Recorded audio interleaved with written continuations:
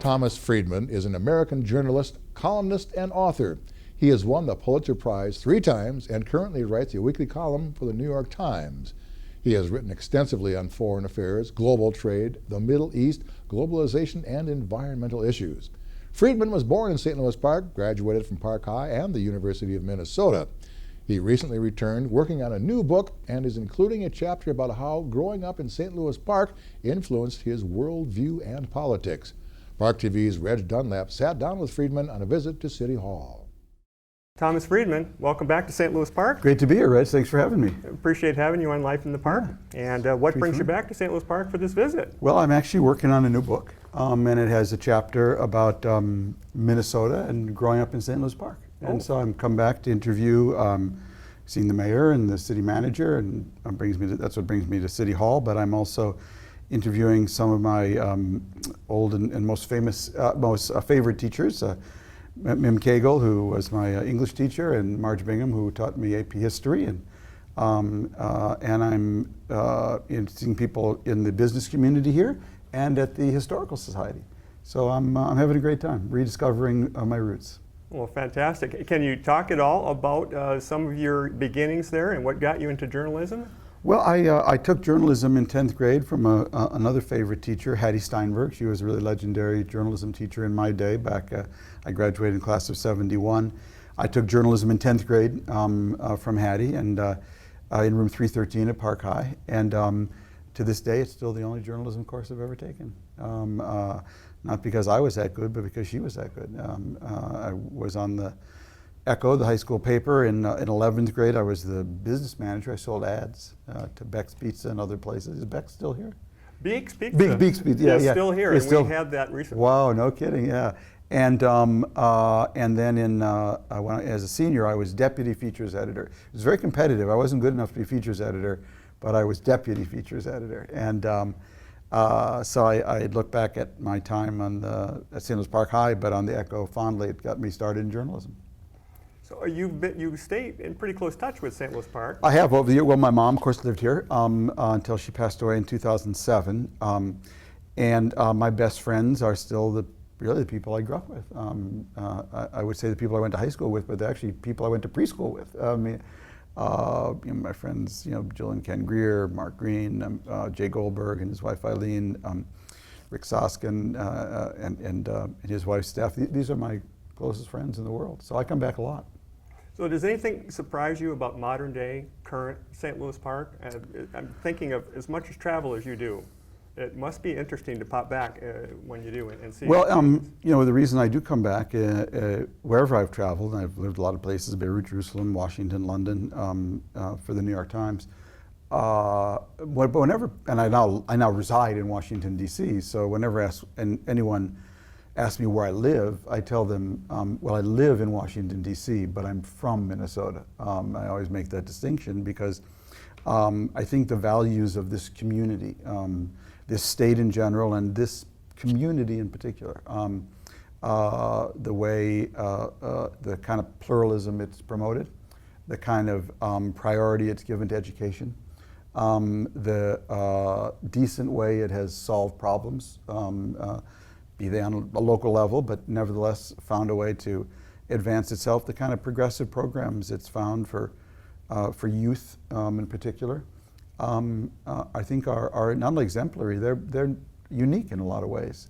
St. Louis Park is a special place, and you appreciate it more when you go around the world and see a lot of unspecial places. Well, you travel a lot, and you have written widely on so many topics. It's almost unbelievable. Are there some topics that you have shied away from yet? I've written a book on the Middle East. I've written a book on environment. I've written a book on America. I've written two books on globalization. So I have a lot of interests, and that's the best part of being a journalist. It gives you license to pursue all your curiosities, and that's what I've enjoyed about being a journalist all these years. I've been with the New York Times now for 34 years, so that's a long time to work for one employer, and especially a great paper like that. So it's been a privilege. Have they ever reined you in on a topic and said, no, we can't send you to this location because as we read your columns, the person reviews your columns, you have reported from Yeah. a wide variety of Well, the way it locations. works, the New York Times has 7 columnists, and the way it kind of works is they gave me a column in 1995, so really my 21st year as a columnist. And they basically said, here's a credit card, and here's your space twice a week, and go out and write interesting things, and we'll see you later. So I have the best job in the world. I mean, somebody has to have it. I've got it, and you don't. I get to be a tourist with an attitude. I get to go all over the world, wherever I want, whenever I want, write whatever I want. And as long as I have, from the New York Times point of view, 2 interesting attitudes a week, that's what they pay me for. So they never ask where I'm going, and they never know where I am until they read it in the newspaper. And the only one who reads my copy before you do is a copy editor who says, you know, it's St. Louis Park spelled this way, not that way. I mean, no one opines on your opinions at all. I've never been told to write something or not to write something. It's pretty remarkable. Well, that really is. Yeah. Well, let's talk a little bit about a couple of current affairs. One of them is, of course, the Iran Treaty, and I just wonder if you can share some of your thoughts on that. Well, I have. I had a chance to interview President Obama. I did the first interview with him after the treaty was announced.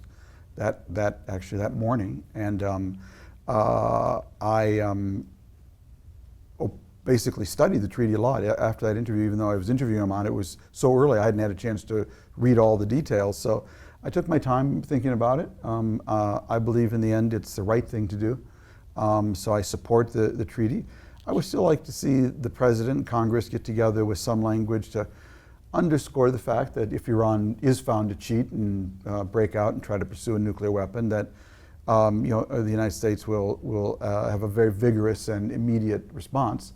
I think it could use a little underlining in that regard. But in general, I think it's a bet. It's a bet that we can keep Iran away from a bomb for 15 years, and in that time, that Iran will become a somewhat different country. And I think it's a legitimate bet, and I believe it will pass, and I support the President on it. So you think that the science behind it, the cutting back on the centrifuges and all that stuff, that will help delay the... Oh, there's no question about it. Obviously, you know, the Iranians can cheat 7 years from now when none of us are looking. And if they do, I think there's a good chance they'll be caught.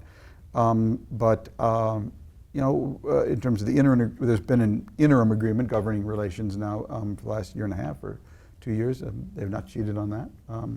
That's not to say they won't cheat tomorrow. It's trust but verify. You're gonna have to keep your eyes on them, but they've got a lot of problems in Iran too. And so it's a bet. The way I viewed the treaty and the debate about the treaty and what I've written is that if you're against it, doesn't make you Dr. Strangelove. If you're for it, doesn't make you Neville Chamberlain. This is a tough call, and I made it for the reasons I did, but I respect every side of this debate.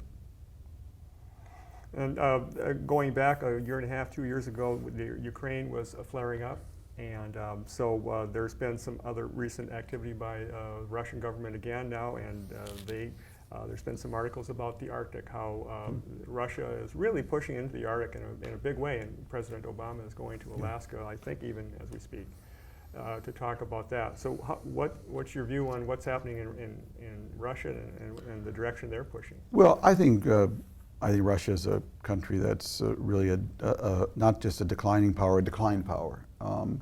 And I think that what Putin did in Ukraine was really to distract attention from his own failed economic leadership. He created a sugar high by reintegrating or reintegrating, that's really not the way to describe it, by seizing Crimea. It was very popular for nationalist purposes, but the Russian economy is really hurting. You know, I look at Putin as a man who is trying to resist Mother Nature, human nature, and Moore's law at the same time. You know, he's bet his entire economy on a natural resource that, for climate purposes, we're never going to be able to fully exploit. That's oil and gas, particularly, you know, oil in Russia's case. He's basically said to the people of Ukraine, "You're in my sphere of influence," you know, and they're saying back, "Who said I have to be in your sphere of influence anymore? We want to be part of the EU, not part of some losing, you know, Russian economic system." So he's fighting human nature, And he's fighting Moore's law that the speed of microchips will double every 24 months because people are getting connected, and sooner or later, I think that he's going to run into real trouble. I expect in the next 3 to 6 months you'll see Putin. He won't be begging or crawling his way back. He's too proud for that, but he's up a tree right now, and I'll bet a lot of money you'll see him looking for a ladder in some way, shape, or form. Whether we'll provide it, whether he'll use it, I don't know, but I think he's hurting right now. And when you say a ladder, you mean a ladder to revised policies, or yeah, a ladder to off? Yeah. I mean, look, I of the school that there's really not a lot we can accomplish on the world stage meaningfully in terms of solving big geopolitical problems without Russia. I mean, we need Russia to fix Syria. We needed Russia to get the Iran deal through. So I do not celebrate the decline in U.S.-Russia relations, but I, at the same time, would not tolerate what Putin has done. He violated the norms of the international system by literally seizing a chunk of another state. And you can't have a stable international system if that goes unpunished. And so I think we have to find a way for him out of the tree, but in a way that also preserves the principles that were and remain at stake. I see. Then China is another place that you visited many years ago. I visit China once a year, and I was just there about 6 months ago. China's really struggling with, the Chinese challenge is China's got to get rich before it gets old, okay? Because when you have a one-child policy, it means you have two sets of grandparents, and two parents all saving for the Mac laptop of one kid. But after 30 years, that flips, and you have one kid who's got to pay the Social Security, health care, and retirement, and support, two parents and maybe one surviving grandparent. So China has to get rich before it gets old. And the only way you can do that is by shifting from a manufacturing assembly economy to a knowledge economy.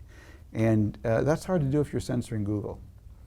And so I think they've got a real problem, because the political constraints that the regime has put on the system really limits and curtails imagination. And it's hard to have a knowledge economy without people free to think and imagine and start new things. A recent column of yours addressed heat wave in India and no, in Iran. That was in Iran. Yeah, Iran. And, so you've written a lot on energy efficiency and greening, and the U.S. should be leading the way in energy efficiency products and technologies. Mm-hmm. Where did you get the passion for that subject? Well, it's all kind of tied together. I mean, it all grows out of the Middle East. My feeling that oil leads to bad politics. It leads to petro-dictatorship. It leads to bad environment. All these things are tied together in my head. You want to have a better, cleaner world that's also more democratic. Have a world based on more renewable energy that people can generate independently, and not on a resource where instead of having to tap your people and unlocking their creativity, men and women, you just have to stick a pipe in the ground.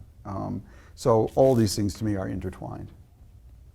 And the progress the United States has made in this last few years, after you've been working so hard on this topic, how do you think we're doing with? Well, certainly it's good that there's been a lot of progress with energy efficiency. Google bought Nest, an home efficiency system. Apple has a efficiency app on its iPhone now. So Google and Apple are both energy efficiency companies. I wouldn't want to be competing against them. So that's a good thing. We certainly know cars are getting more energy efficient, buildings are getting more energy efficient. I'm glad we're shifting from crude oil to more natural gas, from coal to more natural gas, which has a lower carbon footprint. But ultimately, you want to make sure that that's not a destination, but just a bridge to a true clean energy future based on energy efficiency and renewables. I've done I've done some travel myself, and many times have noticed that the most interesting and memorable things happen sort of unplanned and unscripted. And I wonder in all your travels if you have some of those moments as well. Yeah, I mean, it's one of the most interesting things I've done as a journalist was interview the King of Saudi Arabia, now the late King Abdullah, in 2001 when he put forward his peace plan, which became the Abdullah Peace Plan, which became the Arab Peace Initiative. I certainly wasn't expecting that when I went to his home at midnight back in February 2001. So yeah, It's been a great ride. It's a privilege to have the perch at the New York Times that gives you the access to call anybody. Basically, they don't always answer, and when they do, they don't always tell the truth. But you know, it's been a great ride, and I really feel lucky to have not only been able to do that, but been launched from the St. Louis Park Echo. When you work in a book and columns, I just wonder if it's different writing. I'm a part of an organization called Bookmark in the Park, and we frequently are doing author events. So is it different for you to work in your books?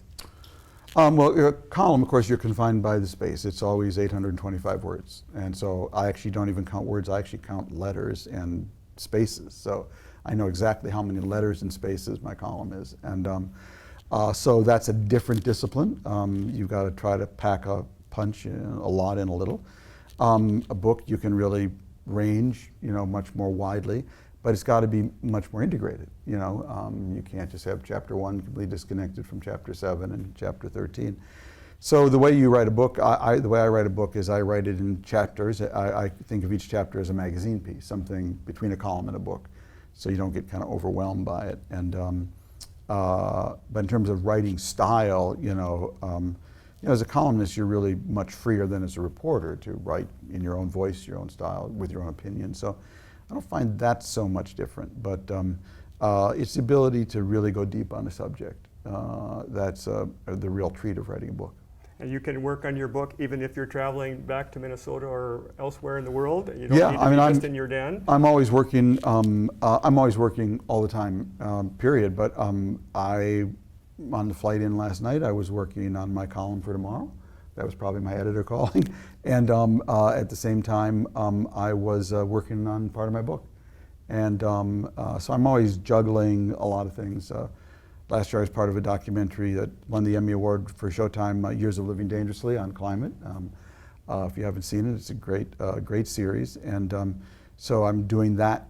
Again, we're doing another season of that, and I'm just ginning up for that as well. So I'm always trying to do a few things at once, and there's a lot of synergy between them. Well, Bookmark in the Park's book for this year is called I Am Malala.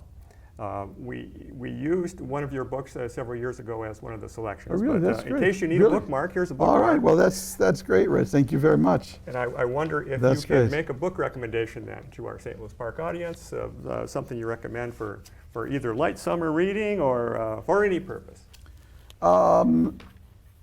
Well, one of the best books I've read in recent years is called The Unseen Forest, and it's.